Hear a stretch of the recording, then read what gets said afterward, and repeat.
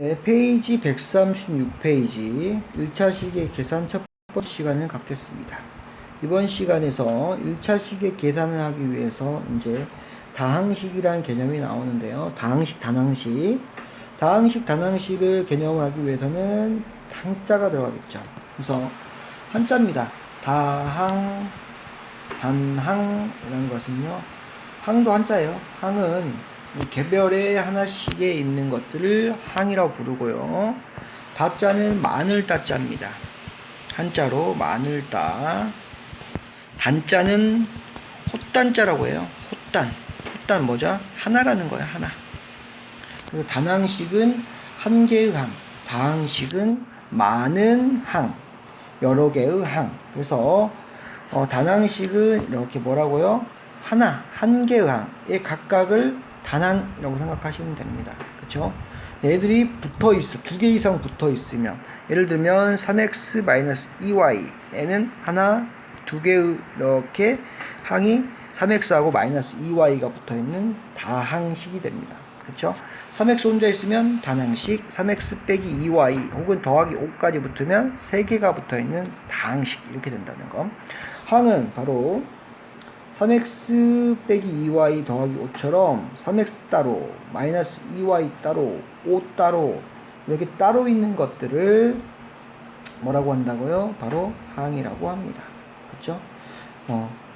3x 빼기 2y 플러스 5는요. 3x, -2y, 5가요. 다 합쳐져서 만들어진 겁니다. 합해서 이루어진 겁니다.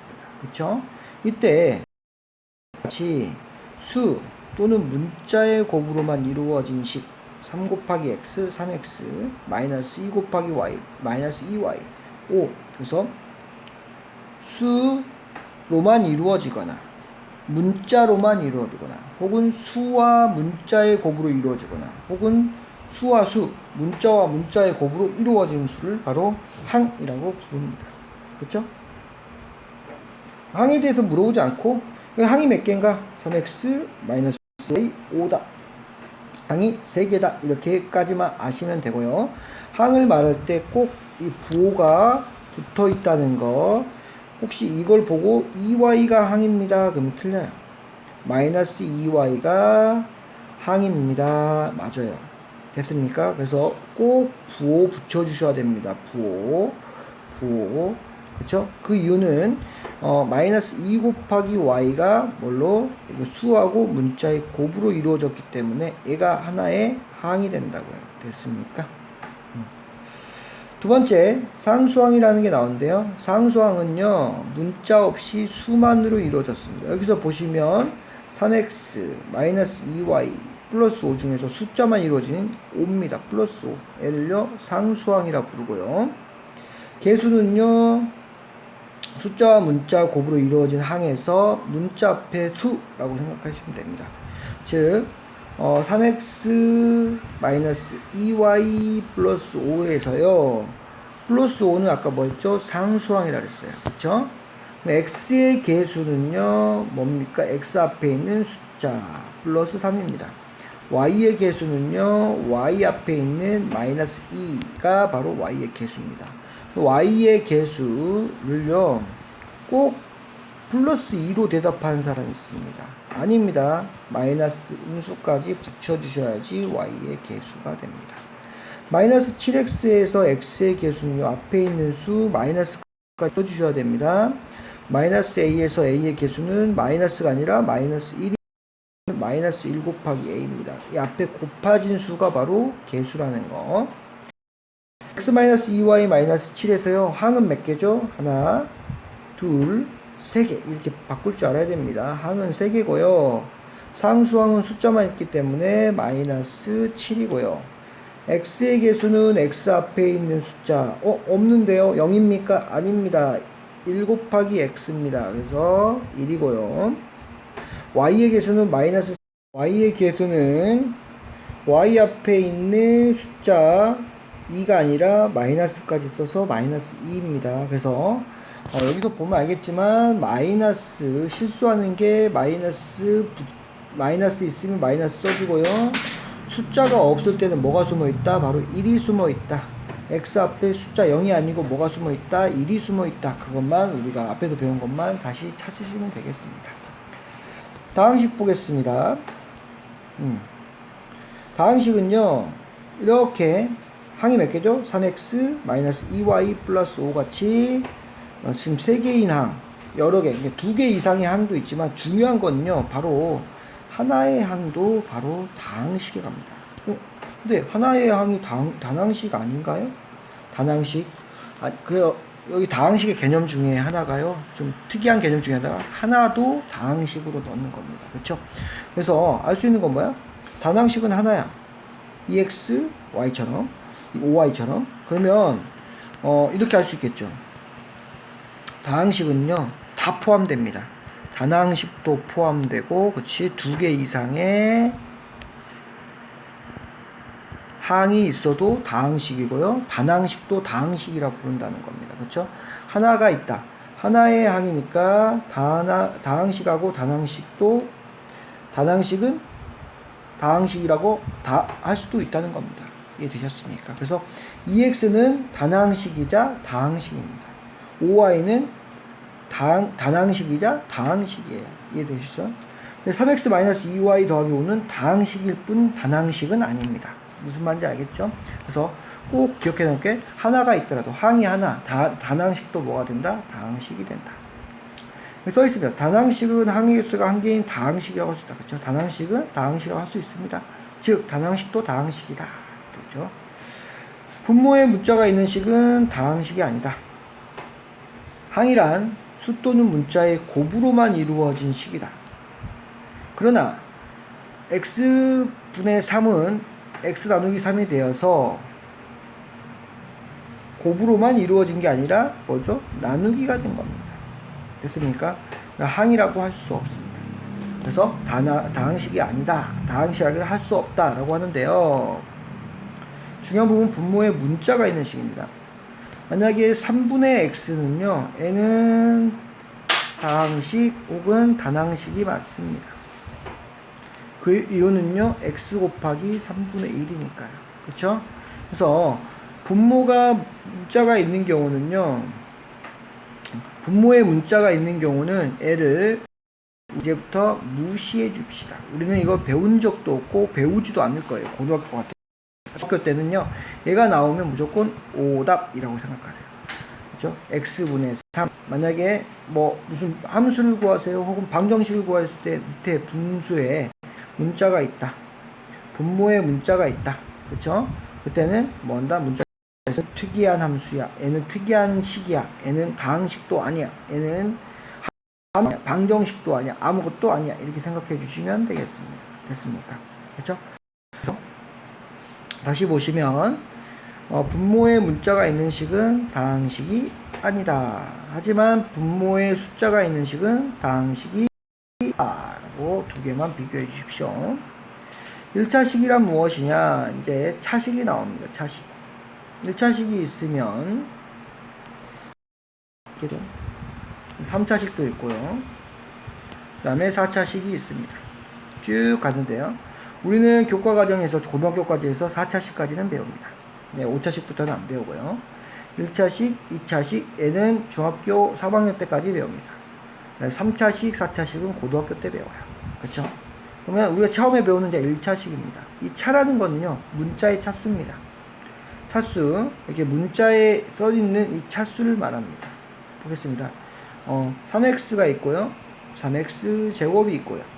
3x의 세제곱이 있고요. 3x의 4제곱이 있겠습니다. 얘는 지금 x 위에 제곱이 있고요. 세제곱이 있고 4제곱이 있습니다. 여기는 숫자가 없나요? 여기는 1이라는 숫자가 있습니다.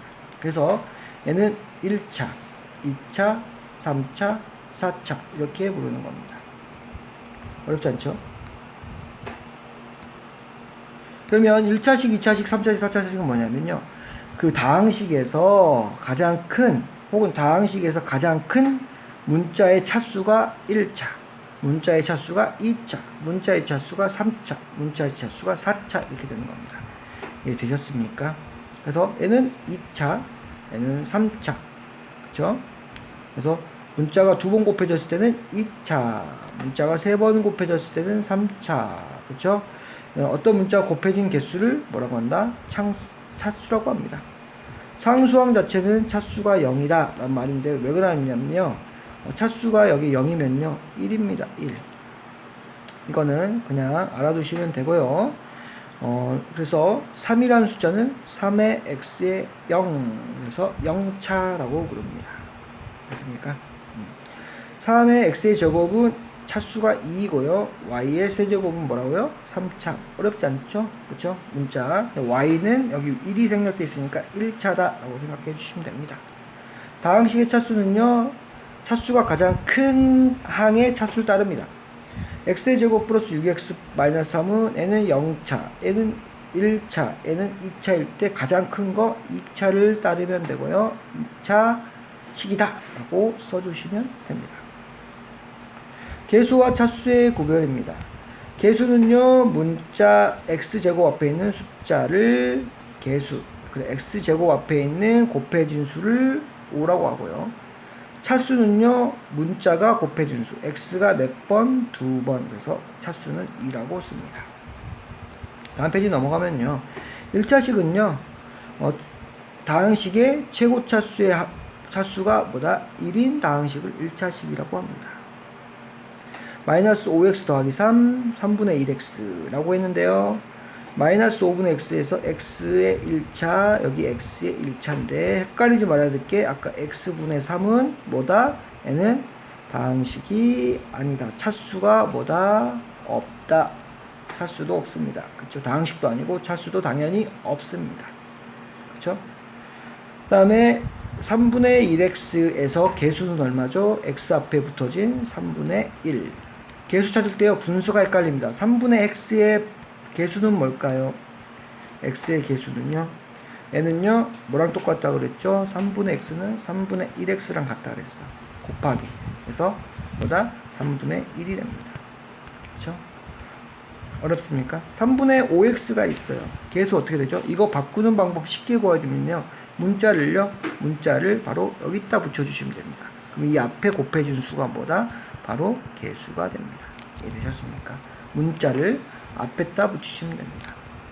헷갈리지 말아야 될 게, x가 밑으로 간 거는 차수가 있다 없다? 없다. 얘는 다항식이 아니기 때문에 차수를 계산하지 않습니다. 그렇죠? 단항식의 수의 곱셈과 나눗셈은 어떻게 할까? 수 곱하기 단항식, 단항식 곱하기 수입니다. 그렇죠? 만약 문자가 있고 숫자가 이렇게 있어. 그러면 수끼리 곱한 후 문자를 뒤에 쓰면 됩니다. 수끼리 곱합니다. 마이너스 21. 그 다음에 문자를 뒤에다 써주시면 됩니다. 됐습니까? 어렵지 않죠?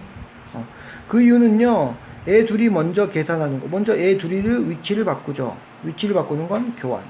그 다음에 원래는 7a를 곱해야 되는데 7 마이너스 3을 곱했으니까 계산 순서가 바뀌었으니까 결합. 교환법, 곱셈에서는 교환법칙과 결합법칙이 성립하기 때문에 이렇게 가능합니다. 나누기 수일 때는 어떻게 한다? 나누기 수를 역수를 곱하면 됩니다.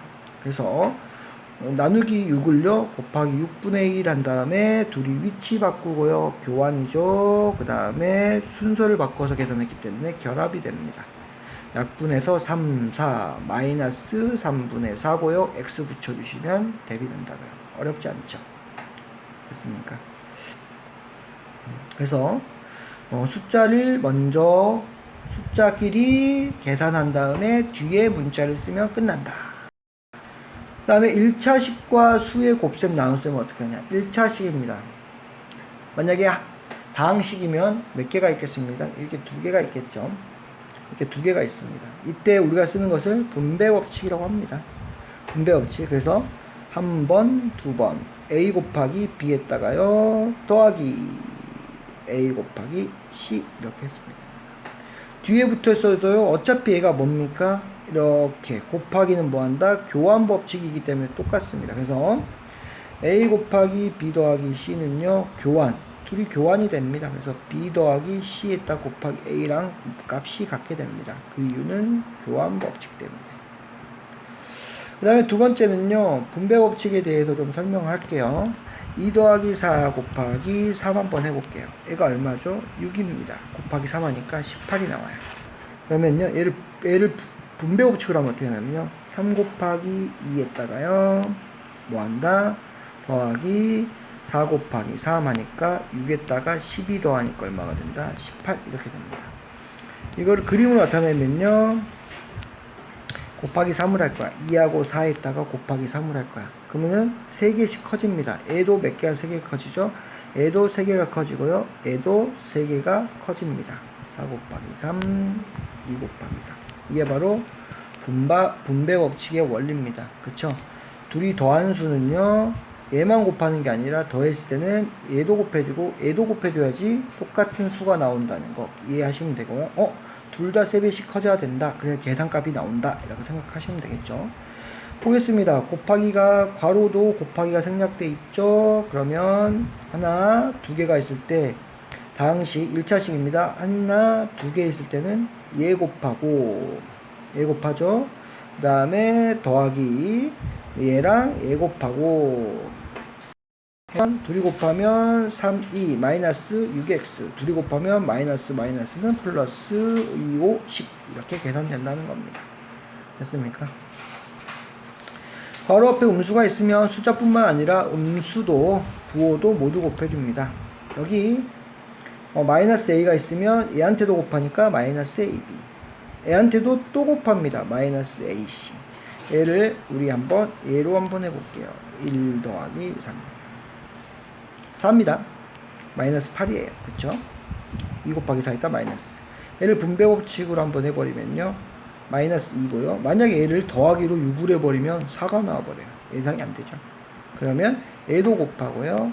뭐다? 얘도 곱해줘야지 얼마가 나온다? 마이너스 8. 숫자로 본인이 숫자로 증명할 수 있어요. 본인도 반수학자입니다. 대한민국 사람들 반수학자예요. 마이너스 얘한테도 곱하고 얘한테도 곱합니다. 곱하면 마이너스 2x 곱하면 플러스 마이너스 얘 곱하기 때문에 안되죠. 플러스 5. 그래서 괄호가 있다는 건요 둘 다 곱해라. 앞에 있는 숫자로 괄호가 있으면 둘 다 곱해라. 그렇죠? 나누기 수는요 뭐한다? 곱셈으로 역수를 곱하면 되겠습니다. 나누기 c면요 곱하기 c분의 1 곱해주면 괄호가 있으면 뭐한다? 둘 다 곱해라. 이렇게 곱해주시고요. a 곱하기 c분의 1 더하기 b 곱하기 c분의 1 이렇게 해주시면 됩니다. 나누기가 있기 때문에 곱하기로 바꾸면 역수 부호 그대로죠. 곱하기로 하면 얘 곱하면요 마이너스 6분의 1x 곱하기 마이너스 2 더하기 얘 곱하기 얘 곱하기 얘 약분해주면 이렇게 돼서 마이너스 플러스 2는 4분의 1x 계산해주면 마이너스 4분의 3 이렇게 정답이 나옵니다. 이해되셨습니까? 그렇죠?